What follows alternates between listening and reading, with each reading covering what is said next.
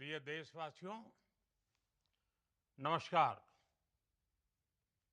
हम सभी ने बीते दिनों में देश का सामर्थ्य और उसका संयम दोनों देखा है। मैं सबसे पहले भारत की पराक्रमी सेनाओं को, सशस्त्र बलों को, हमारी खुफिया एजेंसियों को, हमारे वैज्ञानिकों को, हर भारतवासी की तरफ से सैल्यूट करता हूं। हमारे वीर सैनिकों ने ऑपरेशन सिंदूर के लक्ष्यों की प्राप्ति के लिए असीम शौर्य का प्रदर्शन किया। मैं उनकी वीरता को, उनके साहस को, उनके पराक्रम को आज समर्पित करता हूं हमारे देश की हर माता को, देश की हर बहन को और देश की हर बेटी को ये पराक्रम समर्पित करता हूं। साथियों, 22 अप्रैल को पहलगाम में आतंकवादियों ने जो बर्बरता दिखाई थी, उसने देश और दुनिया को झकझोर दिया था। छुट्टियां मना रहे निर्दोष मासूम नागरिकों को धर्म पूछकर उनके परिवार के सामने, उनके बच्चों के सामने बेरहमी से मार डालना, यह आतंक का बहुत विभत्स चेहरा था, क्रूरता थी। ये देश के सद्भाव को तोड़ने की घिनौनी कोशिश भी थी। मेरे लिए व्यक्तिगत रूप से ये पीड़ा बहुत बड़ी थी। इस आतंकी हमले के बाद सारा राष्ट्र, हर नागरिक, हर समाज, हर वर्ग, हर राजनीतिक दल एक स्वर में आतंक के खिलाफ कड़ी कार्रवाई के लिए उठ खड़ा हुआ। हमने आतंकवादियों को मिट्टी में मिलाने के लिए भारत की सेनाओं को पूरी छूट दे दी और आज हर आतंकी, आतंक का हर संगठन जान चुका है कि हमारी बहनों बेटियों के माथे से सिंदूर हटाने का अंजाम क्या होता है। साथियों, ऑपरेशन सिंदूर ये सिर्फ नाम नहीं है,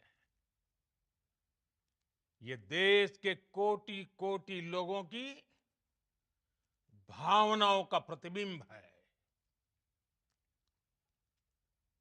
ऑपरेशन सिंदूर न्याय की अखंड प्रतिज्ञा है।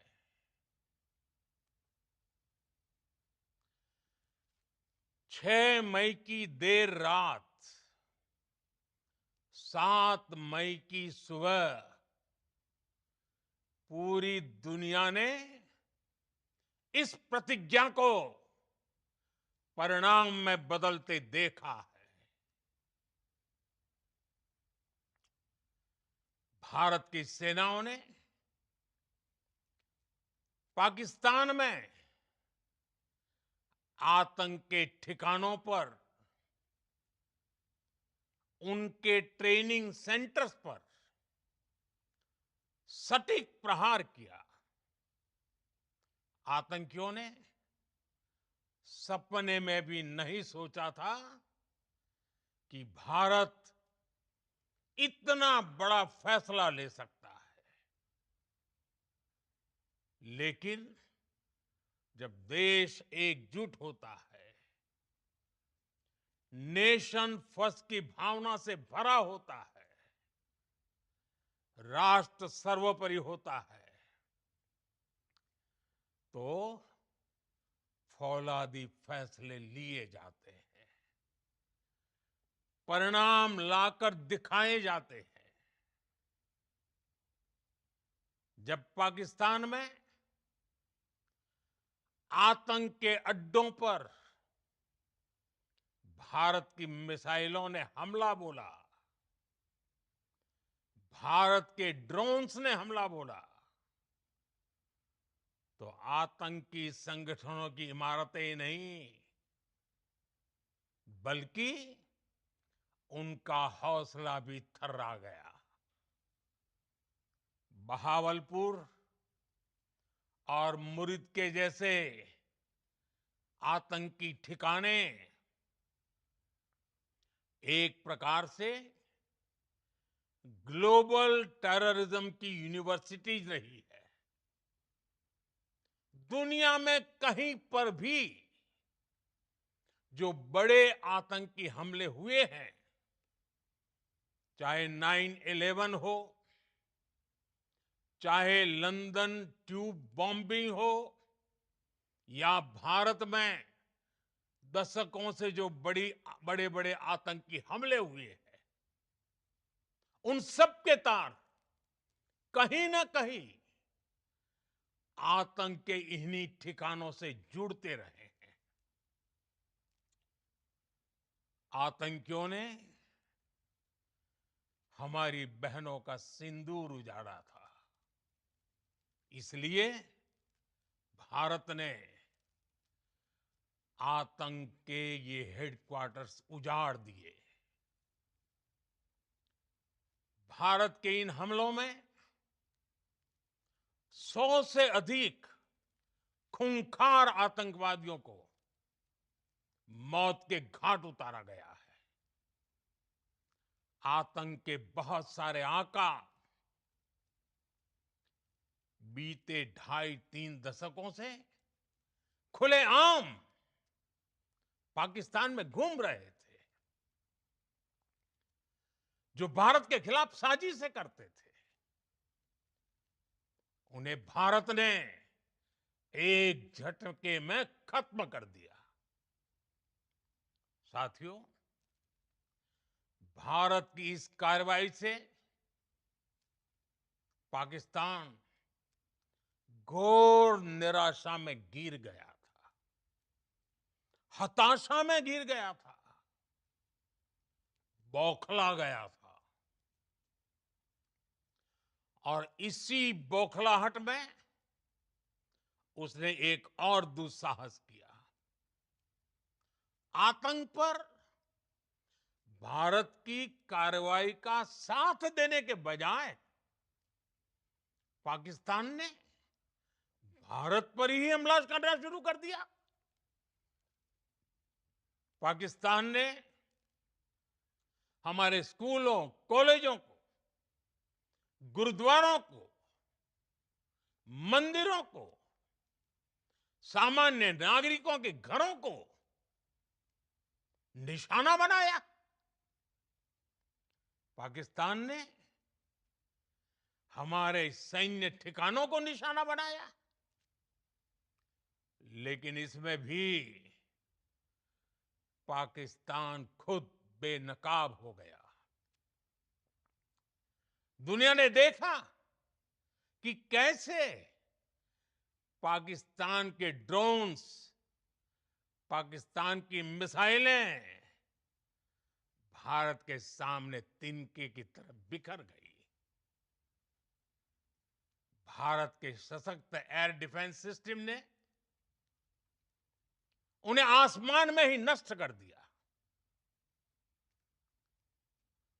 पाकिस्तान की तैयारी सीमा पर वार की थी, लेकिन भारत ने पाकिस्तान के सीने पर वार कर दिया। भारत के ड्रोन्स, भारत की मिसाइलों ने सटीकता के साथ हमला किया। पाकिस्तानी वायुसेना के उन एयरबेस को नुकसान पहुंचाया, जिस पर पाकिस्तान को बहुत घमंड था। भारत ने पहले 3 दिनों में ही पाकिस्तान को इतना तबाह कर दिया, जिसका उसे अंदाजा भी नहीं था। इसलिए भारत की आक्रामक कार्रवाई के बाद पाकिस्तान बचने के रास्ते खोजने लगा। पाकिस्तान दुनिया भर में तनाव कम करने के लिए गुहार लगा रहा था, और बुरी तरह पीटने के बाद इसी मजबूरी में 10 मई की दोपहर को पाकिस्तानी सेना ने हमारे डीजीएमओ को संपर्क किया। तब तक हम आतंकवाद के इंफ्रास्ट्रक्चर को बड़े पैमाने पर तबाह कर चुके थे। आतंकियों को मौत के घाट उतार दिया गया था। पाकिस्तान के सीने में बसाए गए आतंक के अड्डों को हमने खंडहर बना दिया था। इसलिए जब पाकिस्तान की तरफ से गुहार लगाई गई, पाकिस्तान की तरफ से जब ये कहा गया कि उसकी ओर से आगे कोई आतंकी गतिविधि और सैन्य दुस्साहस नहीं दिखाया जाएगा, तो भारत ने भी उस पर विचार किया। और मैं फिर दोहरा रहा हूं, हमने पाकिस्तान के आतंकी और सैन्य ठिकानों पर अपनी जवाबी कार्रवाई को अभी सिर्फ स्थगित किया है। आने वाले दिनों में हम पाकिस्तान के हर कदम को इस कसौटी पर मापेंगे कि वो क्या रवैया अपनाता है। साथियों, भारत की तीनों सेनाएं, हमारी एयरफोर्स, हमारी आर्मी और हमारी नेवी, हमारी border security force BSF, Bharat के अर्धसैनिक बल लगातार अलर्ट पर है। सर्जिकल स्ट्राइक और एयर स्ट्राइक के बाद अब ऑपरेशन सिंदूर आतंक के खिलाफ भारत की नीति है। ऑपरेशन सिंदूर ने आतंक के खिलाफ लड़ाई में एक नई लकीर खींच दी है, एक नया पैमाना, न्यू नॉर्मल तय कर दिया है। पहला, भारत पर आतंकी हमला हुआ तो मुंह तोड़ जवाब दिया जाएगा। हम अपने तरीके से, अपनी शर्तों पर जवाब देकर रहेंगे। हर उस जगह जाकर कठोर कार्रवाई करेंगे जहां से आतंक की जड़ें निकलती हैं। दूसरा, कोई भी न्यूक्लियर ब्लैकमेल भारत नहीं सहेगा। न्यूक्लियर ब्लैकमेल की आड़ में पनप रहे आतंकी ठिकानों पर भारत सटीक और निर्णायक प्रहार करेगा। तीसरा, हम आतंक की सरपरस्त सरकार और आतंक के आकाओं को अलग अलग नहीं देखेंगे। ऑपरेशन सिंदूर के दौरान दुनिया ने पाकिस्तान का वो घिनौना सच फिर